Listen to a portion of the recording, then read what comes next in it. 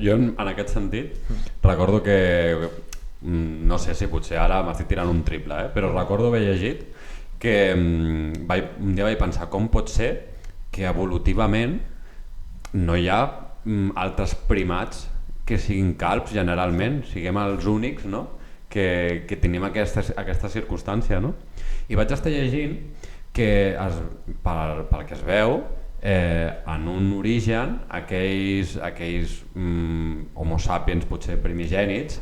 que no tenien cabell al cap significava que tampoc tenien paràsits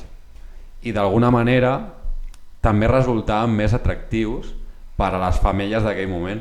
i en certa manera aquesta situació ajudava que aquesta genètica favorable a la calvície perdurés a l'espècie i molt probablement d'aquesta manera a dia d'avui encara es conserva aquesta situació. Si no hagués sigut d'aquesta manera, hagués sigut al contrari, molt probablement per la teoria d'evolució no haguessin arribat a dia d'avui, però sempre m'ha semblat algo molt curiós que a dia d'avui es veu una cosa negativa en el seu dia, podria ser un avantatge evolutiu inclús.